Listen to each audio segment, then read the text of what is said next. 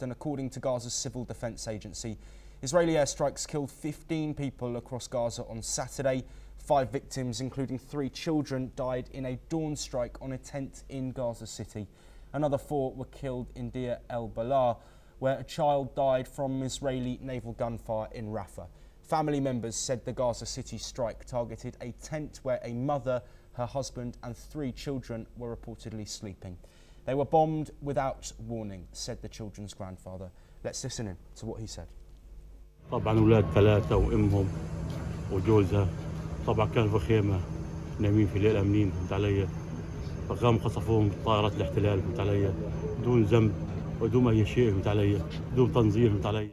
Well, amid these reported ongoing bombardments, Hamas has released a video showing 2 Israeli hostages pleading for their release. The video, likely made under duress, has reignited calls within Israel to negotiate a ceasefire and secure the hostages' return.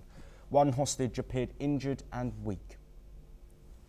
Meanwhile, Israelis took to the streets in Tel Aviv protesting against their government's way of handling the situation. Demonstrations echoed with a plea of urgency, with protesters demanding immediate action from the Netanyahu government.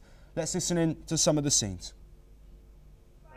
We're calling for the war to end, and we've done this before, and again, it's scary. We're afraid for A, the lives of our hostages, and B, the lives of thousands and thousands of Palestinians that are going to be affected by the continuation of this war. We don't stand for it at all, and we want this war to be over. אסור לחדש את המלחמה, כי המלחמה תפגע בחטופים. אנחנו יודעים שבעבר יש חטופים שנהרגו ונרצחו בגלל שחיילים שלנו התקרבו למקומות שהם היו בהם. אז המלחמה לא הביאה את החטופים, המלחמה הרגה אותם. ואנחנו רוצים שהמלחמה תסתיים כדי שהחטופים יחזרו. We must see these kids are human, just as our kids. And if we are all human, we are supposed to stop this war. We cannot close our hearts for the dying of children that are not originally involved and should not be involved in the war. Now we move back to Europe as Pope Leo XIV made his first trip outside of the Vatican yesterday, visiting the shrine of Our Lady of Good Counsel in Genazzano, about an hour east of Rome.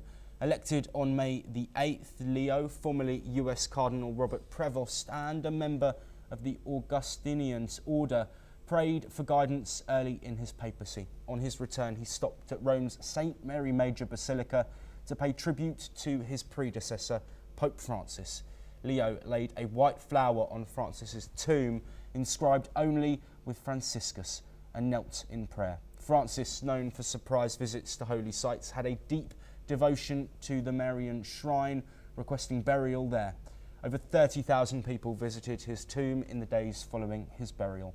Pope Leo greeted crowds warmly at both locations, offering blessings and continuing the pastoral outreach of his predecessor.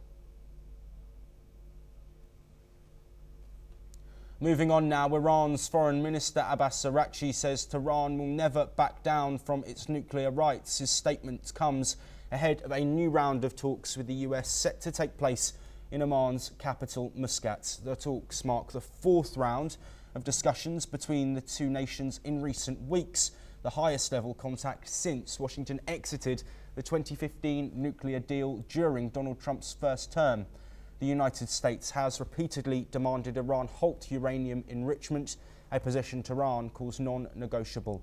US Envoy Steve Witkoff said Iran's enrichment facilities must be dismantled, but Iran insists its nuclear program is for people purposes, not weapons. Currently, Iran enriches uranium to 60%, well above the 2015 deal limit, but still below weapons grade level.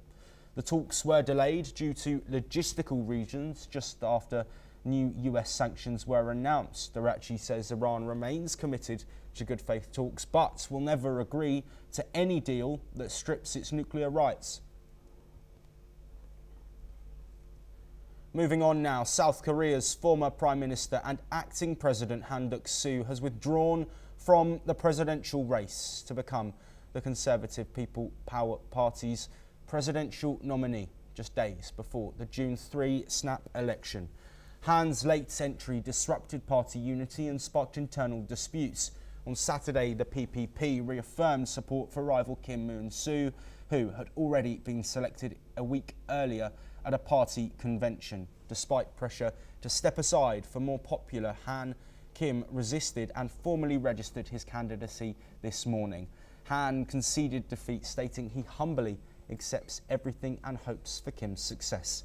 The election was triggered by the impeachment of former Conservative President Yoon Suk-yeol, ousted in April for his brief martial law declaration in December. The PPP now rallies behind Kim against the opposition Democratic Party's frontrunner Lee Jae-myung. Han and Kim had failed to unify their campaigns in time to prevent a divided Conservative vote. That is all we have time for, but we'll be back very shortly with more of the latest breaking international news.